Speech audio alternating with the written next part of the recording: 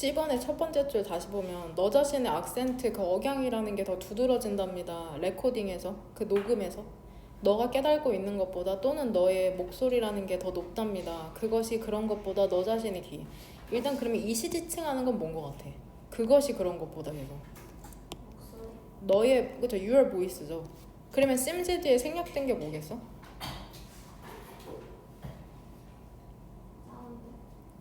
high. It seems high. 높아 보이는 것보다 high. 그러니까 실제로 높은 것보다 더 높을 수도 있다는 거죠.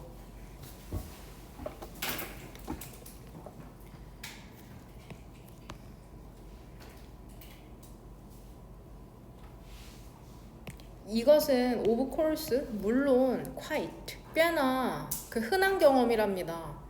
그러니까 디스가 의미하는 건 그 앞문장을 얘기하는 거겠죠. 너네 액센트가 더 두드러지고 목소리가 더 높게 들리는 거. 이거 누구나 그렇게 느끼는 거지 너만 그렇게 느끼는 거 아니야. 설명이라는 건 실제로 꽤나 단순한데 일단 여기에서는 뭐 내용으로도 볼 수 있죠. 첫 번째로 내용으로 보면은 일단 이거잖아. 이거 진짜 내 목소리 맞아? 하면서 느끼는 점. 액센트가 두드러지고 목소리가 더 높은 것처럼 들리는 거. 내용으로 연결시켜도 되고 그 마이 보이스라고 여기서 나왔잖아. 내 목소리가 진짜 그게 맞나? 이거랑 연결시켜서 글쓴이는 여기에서 이거 직접 인용이니까 큰 따옴표로. 그러니까 글쓴이 같은 경우에는 여기서 your accent, 너의 억양이라고 얘기할 수도 있다고 이렇게 바꾼 거를 표시한 친구도 있고 혹은 내용으로 연결시키셔도 됩니다. 그 다음에 C에서 이제 A로 가는 바꾼 거 같은 경우에는 여기로 보면 그 설명이라는 게 실제로는 꽤나 단순하다고 하면서 그 설명을 지금 얘기해주죠. 구조적으로 봤을 때 두 개의 그 경로가 있다고 하잖아. 그러면서 하나는 그 다음에 B에는 그 세컨드 두 번째 이렇게 구조화하면은 순서가 CAB인 걸 알 수가 있죠. 그쵸? 정확히 여기 이미 두 개가 있다고 했잖아. 그러니까 하나는 원이라고 지칭하고 나머지는 the other로 지칭하든지 혹은 second로 지칭한 거죠. 두 개가 있고 하나, 두 개 이런 식으로. 그러니까 구조적으로 봤을 때 CAB라는 거죠. CAB.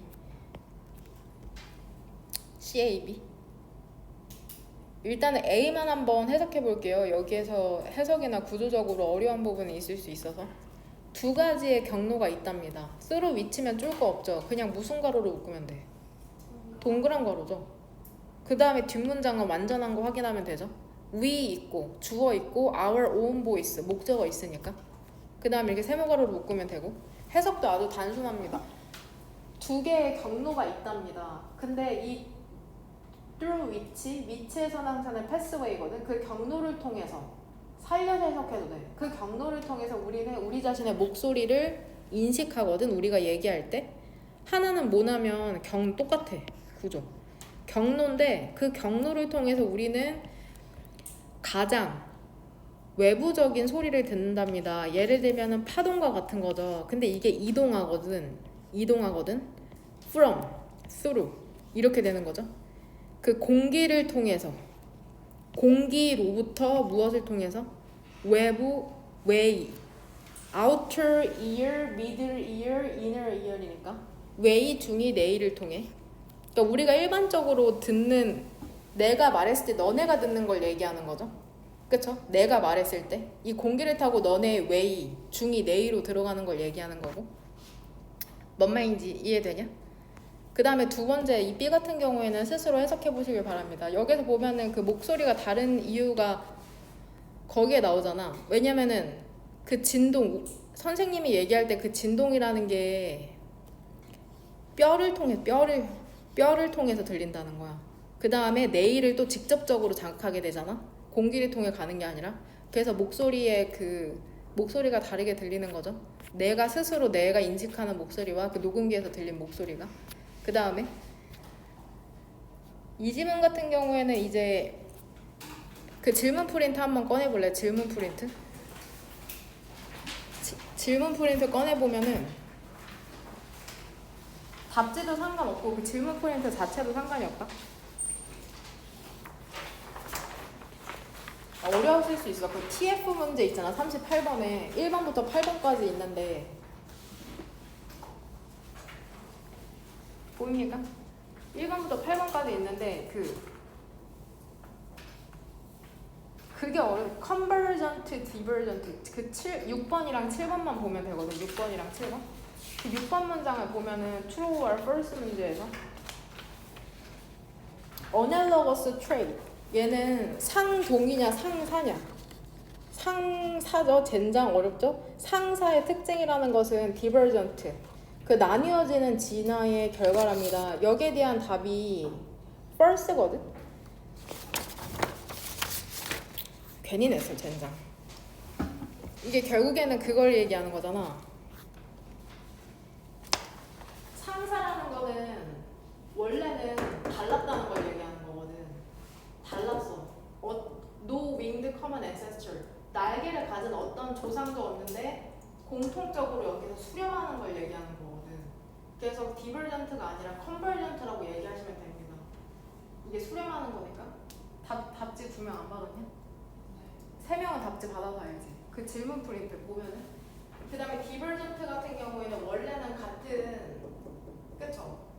원래는 같은 조상이었는데 여기서 따로, 원래는 늑대였는데 따로 우주나 집에서 키우는 개가 되는 경우. 그래서 이렇게 나뉘어져, 똑같은 조상을 갖고 있는데 나뉘어졌다고 해가지고 이게 뭐라고 부르는 거냐? 호몰로거스가 되는 거죠. 상동이라는. 그래서 얘를 표로 정리해 보면은 어넬러거스.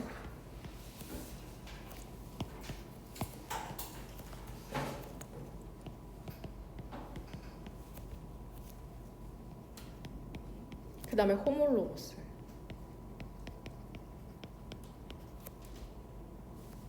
과거의 기관과 현재의 기능을 얘기하고 있다고 생각하시면 됩니다. 과거의 기관과 현재의 기능. 헷갈리니까 한글로도 전 쓸게요. 상사, 상동.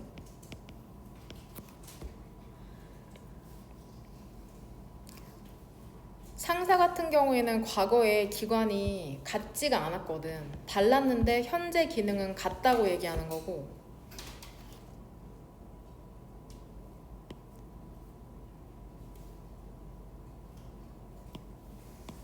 상동 같은 경우에는 과거의 기간이 같았거든. 근데 지금은 같을 수도 있고 혹은 아닐 수도 있다고 얘기하는 거라고 생각하시면 됩니다.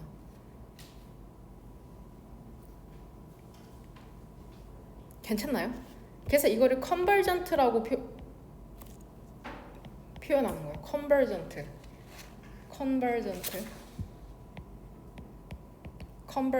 그 다음에 이걸 디버전트.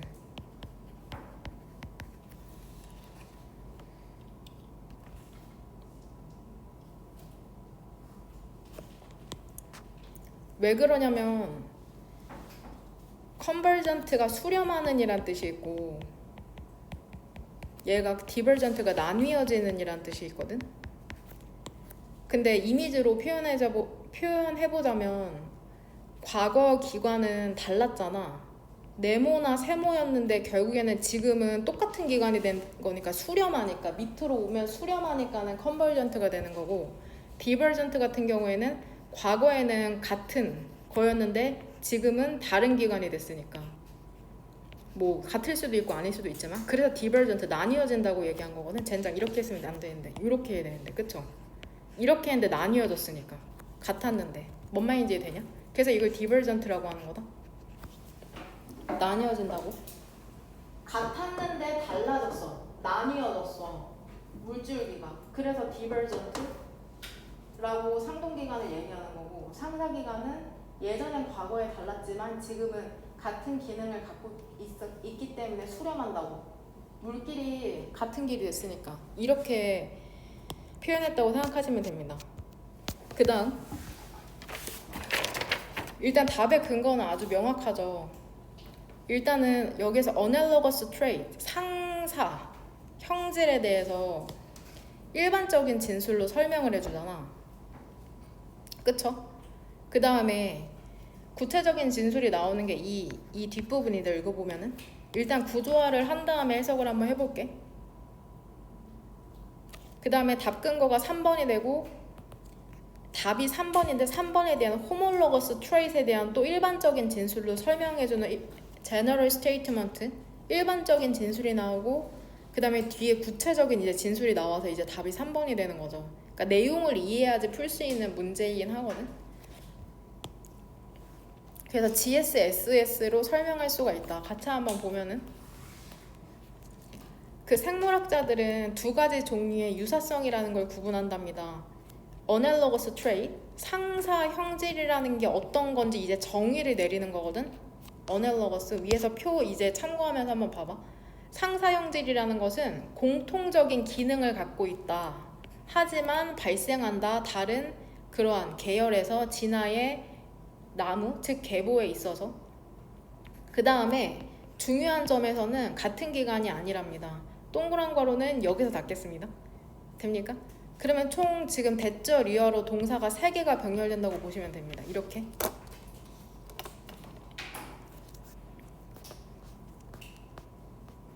have, arose, are. 괜찮습니까? 지금 어넬로거스에 대해서 설명하고 있는데 공통적인 기능을 갖고 있다. 공통 기능을 갖고 있죠. 현재 기능은 공통적이야. 근데 중요한 점이 뭐냐면은 같은 기간이 아니랍니다. 과거에 같은 기간이 아니기 때문에.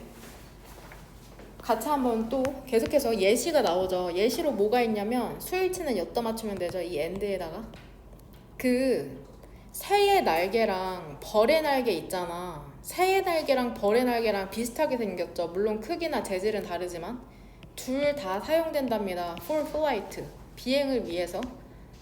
그 다음에 비슷하죠. 어떠한 방식으로. 왜 그러냐면은 anything을 수식해주는 used, 비행을 위해서 사용되는 것은 여하튼 만들어지잖아. 그러한 방식으로. 비행기 날개도 마찬가지고 그 생김새를 얘기하는 거죠. 비행을 위한 것들은 지어진다. 그러한 방식으로 새의 날개나 벌의 날개나. 하지만 그것들은 발생했답니다. arise. 독립적으로 발생한 거죠. 그 진화에 있어서. 그 다음에 어떠한 것도 갖고 있지 않답니다. 공통적으로. 그것들의 사용 외에는, 그쵸, 비행에 사용됐다는 것을 제외하고는 어떠한 공통점도 갖고 있지 않다고 얘기하고 있죠. 결국에는 이 어넬로거스를 설명하는 거죠. 현재 기능은 똑같이 비행이지만 어떠한 공통점도 갖고 있지 않다.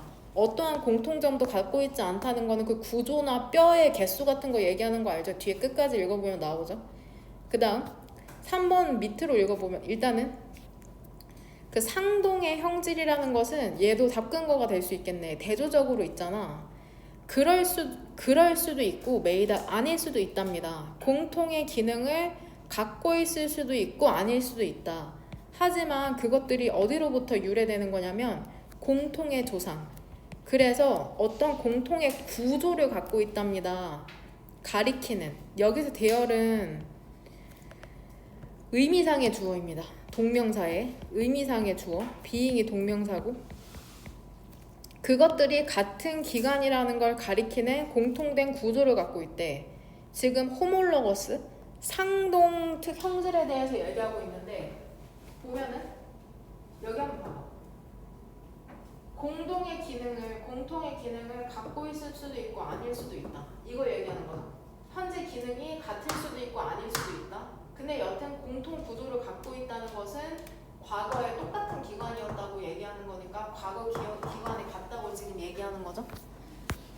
예시를 보면은 역시나 and 그 박쥐의 날개랑 그 말의 다리 있잖아. 앞다리, 프론트 레그. 전혀 말도 안 되는, 그쵸? 완전 다른 거라고 생각할 수 있지만 매우 다른 기능이지만 사실 그것들은 모두 변형이랍니다. forelimb, 앞다리에 그 모든 포유류 조상의 앞다리에. 그러니까 원래는 둘 다 조상이 같대. 박쥐랑 말이. 근데 지금 현재에는 날개와 앞다리로 그게 다르게 사용되고 있는 거죠. 결과적으로 그것들은 비기능적인 특징을 나누는 거잖아. 여기서 대의가 지칭하는 건 뭘까? 대의가 지칭하는 거.